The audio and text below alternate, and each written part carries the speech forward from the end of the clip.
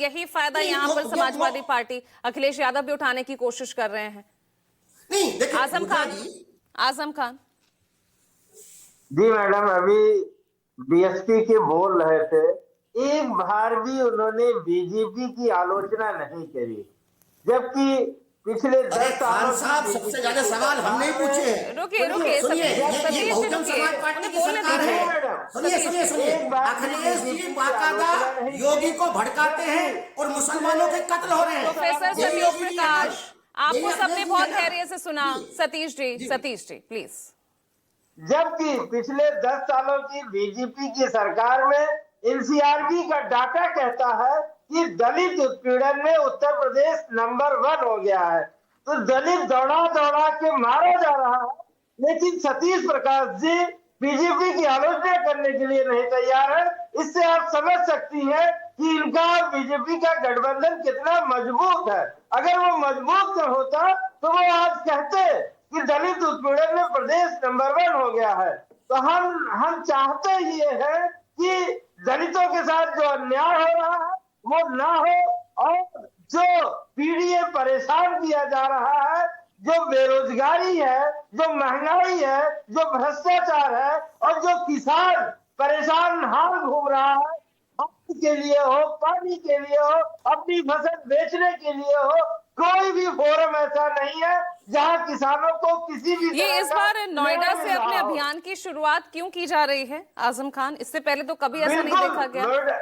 नोएडा बिल्कुल हमारे लिए कमजोर इलाका है। अच्छा। कोई भी पार्टी सबसे पहले नहीं, एक भ्रम भी था ना, जो मुख्यमंत्री यहाँ से चुनावी अभियान की शुरुआत करता है, एक ये भ्रम भी था ना। नहीं, बिल्कुल कोई हम किसी तरह के इस भ्रम में नहीं है। हम ये मानते हैं कि समाजवादी पार्टी नोएडा में कमजोर है। हमने इसलिए वहां से अपने अभियान की शुरुआत करी है। वहां से हम अपनी पार्टी को बूस्टर देना चाहते हैं, और पार्टी का जो सेंट्रल आइडिया है सामाजिक न्याय, समाज में न्याय होता हुआ दिखना चाहिए, गरीबी कम होनी चाहिए, गरीब बढ़ता जा रहा है। आखिर आज भाजपा के राज में आर्थिक असमानता क्यों बढ़ती जा रही है? इसका जवाब तो भाजपा को देना होगा ना। गरीब क्यों गरीब होता जा रहा है? तो जो पार्टी का सेंट्रल आइडिया है कि सामाजिक न्याय, उसका कैसे काम किया जाए, उस पर हम काम करेंगे। पीडीए के उत्थान के लिए काम करेंगे। और केशव प्रसाद मौर्य तो कह रहे हैं कि आप 2027 की बात कर रहे हैं, 2048 तक आपकी कोई संभावना नहीं है, 2047 तक कोई संभावना नहीं है, तैयारी करनी है तो 2048 के लिए कीजिएगा। जो व्यक्ति अपनी सीट नहीं बचा पाता मैडम, वो ऐसी बातें कर रहा है। 22 में सिराथों से वो समाजवादी पार्टी के कैंडिडेट से चुनाव हार जाते हैं, तो उनको अपनी सीट बचाने को कहिए पहले कि आप अपनी सीट जब जीत लीजिएगा तब आके चुनाव का चैलेंज करिएगा समाजवादी पार्टी को।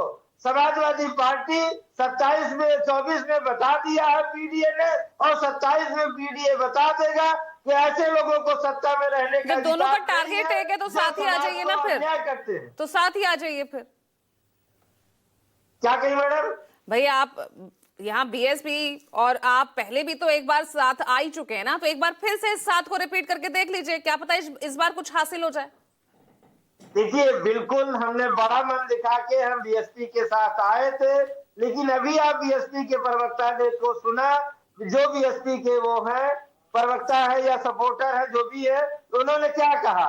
वो एक बार भी बीजेपी की आलोचना के लिए नहीं तैयार है। आपको आलोचना करनी होगी, जो गलत कर रहा है उसे गलत कहना होगा। ये तो उसकी पहली प्राथमिकता होती है कि जो गलत है उसे पहले